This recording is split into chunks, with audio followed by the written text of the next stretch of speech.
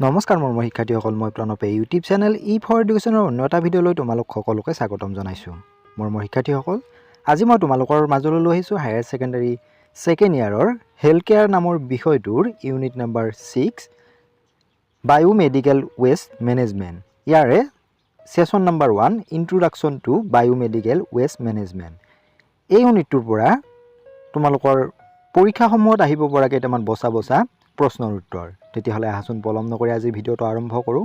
আৰু তাৰ আগতে তোমালোকলৈ এটা অনুৰোধ, এই চেনেলটো যদি ছাবস্ক্ৰাইব কৰা নাই তেতিয়াহ'লে ছাবস্ক্ৰাইব কৰি দিবা আৰু কাষতে থকা বেল আইকনটো প্ৰেছ কৰি দিবা মই দিয়া এনেকুৱা ধৰণৰ শিক্ষামূলক ভিডিঅ'সমূহ নিয়মিতভাৱে পাই থাকিবলৈ।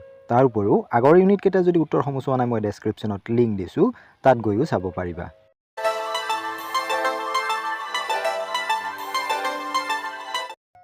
প্ৰশ্ন নম্বৰ 1, জৈৱ চিকিৎসা বজ্ৰ বা আৱৰ্জনা বুলিলে কি বুজা? ইয়াৰ উত্তৰটো হৈছে জৈৱ চিকিৎসা বজ্ৰ বা আৱৰ্জনা হৈছে স্বাস্থ্যসেৱা প্ৰতিষ্ঠান যেনে হস্পিটেল, চিকিৎসা কেন্দ্ৰ, স্বাস্থ্য শিবিৰ আদিৰ পৰা উৎপন্ন হোৱা ক্ষতিকাৰক পদাৰ্থযুক্ত কঠিন বা জুলীয়া যিকোনো ধৰণৰ আৱৰ্জনা। এই বজ্ৰসমূহৰ ভিতৰত দূষিত তেজ, শৰীৰৰ জুলীয়া পদাৰ্থ, পেলাই দিয়া দৰৱ, ঔষধ, দূষিত কপাহ, বেণ্ডেজ আৰু জোঙা সামগ্ৰী যেনে বেজী, কাঁচ, ব্লেড, স্কেলপেল, লেঞ্চেট আদি অন্তৰ্ভুক্ত। জৈৱ চিকিৎসা বজ্ৰৰ সংগ্ৰহ আৰু নিষ্কাশনে স্বাস্থ্যকৰ্মী, অনাময় কৰ্মী আৰু সাধাৰণ ৰাইজৰ বাবে আটাইতকৈ বেছি বিপদ কঢ়িয়াই আনে। উপযুক্ত বীজাণুমুক্তকৰণ অবিহনে জৈৱ চিকিৎসা বজ্ৰৰ ফলত একুৱাৰ্ড ইমিউনো ফৰ্মিচিয়েঞ্চি চিড্ৰম, চমুকৈ AIDS, হেপাটাইটিছ B আৰু C, চিভিয়াৰ একিউট স্পেৰিয়েটৰি চিড্ৰম, টিটেনাছ, মানসিক সামাজিক আঘাত আদি ৰোগ হ'ব পাৰে। পৰিৱেশ আৰু জনসাধাৰণৰ স্বাস্থ্য সুৰক্ষিত কৰিবলৈ জৈৱ চিকিৎসা আৱৰ্জনাৰ অতি গুৰুত্বপূৰ্ণ। প্ৰশ্ন নম্বৰ 2, জৈৱ চিকিৎসা বজ্ৰ ব্যৱস্থাপনাৰ গুৰুত্ব কি? যিকোনো সংক্ৰামক ৰোগৰ প্ৰাদুৰ্ভাৱ প্ৰতিৰোধ কৰা আৰু এই ৰোগসমূহ সংক্ৰমণৰ পৰা সমাজখনক সুৰক্ষিত কৰাত জৈৱ চিকিৎসা বজ্ৰ ব্যৱস্থাপনাই এক গুৰুত্বপূৰ্ণ ভূমিকা পালন কৰে।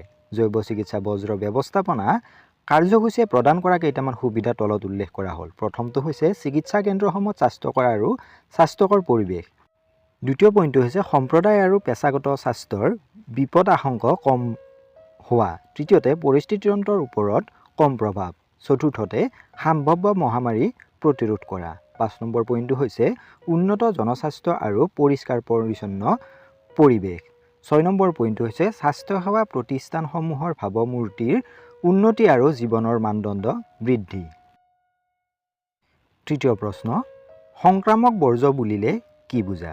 ইয়াৰ উত্তৰটো হৈছে তেজ আৰু শৰীৰৰ অন্যান্য জুলীয়া পদাৰ্থৰ দ্বাৰা দূষিত বজ্ৰ যেনে পেলাই দিয়া নিদানমূলক নিৰূপণ নমুনা, ডায়েগনষ্টিক চেম্পলছ, গৱেষণাগাৰৰ কাম কৰা সংক্ৰামক কাৰক কালচাৰ আৰু মজুত থকা অংশ যেনে শব ব্যৱচ্ছেদ আৰু গৱেষণাগাৰৰ সংক্ৰামিত জীৱ-জন্তুৰ পৰা ওলোৱা বজ্ৰ বা সংক্ৰামক ৰোগীৰ পৰা ওলোৱা বজ্ৰ যেনে সোৱাব, বেণ্ডেজিং আৰু এবাৰ ব্যৱহাৰ কৰি পেলাই দিয়া চিকিৎসা সঁজুলি।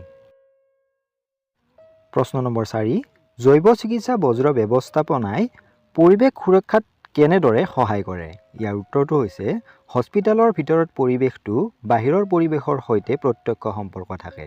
হস্পিটেলৰ ভিতৰত উন্নত হোৱা গেছ আৰু উত্তাপ বাহিৰৰ পৰিৱেশলৈ এৰি দিয়া হয়। হস্পিটেলৰ ভিতৰৰ পৰিৱেশটো বেক্টেৰিয়া, ভাইৰাছ আৰু পৰজীৱীৰ দ্বাৰা দূষিত হৈ থাকে, যিয়ে বাহিৰৰ পৰিৱেশলৈ সংক্ৰমণ বিয়পোৱাৰ ভাবুকি কঢ়িয়াই আনে। মৰ্গৰ পৰা ওলোৱা দুৰ্গন্ধযুক্ত গেছ বা প্ৰসূতি কক্ষ, পেথলজি বিভাগ, এনাটমি বিভাগৰ পৰা ওলোৱা দুৰ্গন্ধযুক্ত নিষ্কাশনবোৰ প্ৰত্যক্ষভাৱে বাহিৰৰ পৰিৱেশলৈ এৰি দিয়া হয়, যিবোৰ পৰিৱেশত প্ৰদূষণৰ বাবে দায়ী। এনে সমগ্ৰ কাৰ্যকলাপসমূহে পৰিৱেশবিদসকলৰ দৃষ্টি আকৰ্ষণ কৰিছে আৰু চৰকাৰে জনসাধাৰণৰ স্বাস্থ্য সুৰক্ষিত কৰিবলৈ আৰু পৰিৱেশ ৰক্ষা কৰিবলৈ আইন প্ৰণয়ন কৰিছে। প্ৰশ্ন নম্বৰ 5, হস্পিটেলত আৰ্জিত সংক্ৰমণ বুলিলে কি বুজা? ইয়াৰ উত্তৰটো হৈছে ন'জকমিলিয়েল সংক্ৰমণ হৈছে এনে কিছুমান সংক্ৰমণ যিবোৰ হস্পিটেলত আক্ৰান্ত হয় আৰু সম্ভাৱ্যভাৱে এণ্টিবায়টিক প্ৰতিৰোধ অণুজীৱৰ দ্বাৰা সৃষ্টি হয়। এইটো এনে এক সংক্ৰমণ যি ৰোগীগৰাকী হস্পিটেলত ভৰ্তি হোৱাৰ আগতে উপস্থিত বা লক্ষণহীন অৱস্থাত নাছিল, কিন্তু হস্পিটেলত ভৰ্তি হোৱাৰ ৭২ ঘণ্টাৰ ভিতৰত দেখা দিয়ে। হস্পিটেলত আৰ্জিত সংক্ৰমণৰ উৎস নিজৰ পৰা আন ৰোগী, এটেণ্ডেণ্ট, দৰ্শনাৰ্থী আৰু হস্পিটেলৰ কৰ্মচাৰীৰ পৰা বা ফৰ্মালিটিৰ জৰিয়তে হ'ব পাৰে। প্ৰশ্ন নম্বৰ ৬, সংক্ৰমণ সংক্ৰমিত হোৱাৰ পথসমূহ উল্লেখ কৰা। সংক্ৰমণ সংক্ৰমিত হোৱাৰ পথসমূহ তলত দিয়া ধৰণৰ হ'ব পাৰে।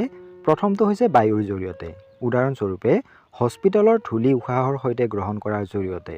দ্বিতীয়তে প্ৰত্যক্ষ সম্পৰ্ক, উদাহৰণস্বৰূপে ছালৰ আঁচোৰসত বা মিউকাস মেমব্ৰেনৰ জৰিয়তে। তৃতীয়তে ইনজেকশ্যনৰ জৰিয়তে, সংক্ৰমণ বেজী তত্ত্বত সুমুৱাই দিয়াৰ জৰিয়তে। চতুৰ্থতে আহাৰ বা খোৱাৰ জৰিয়তে। অসংক্ৰমিত ব্যৱস্থাৰ জৰিয়তে দূষিত খাদ্য বা পানী খোৱাৰ ফলত হ'ব পাৰে। নেক্সট পইণ্টটো হৈছে ভেক্টৰ বা বাহকৰ জৰিয়তে, মাখি বা মহৰ জৰিয়তে এইবোৰ বিয়পি পৰিব পাৰে।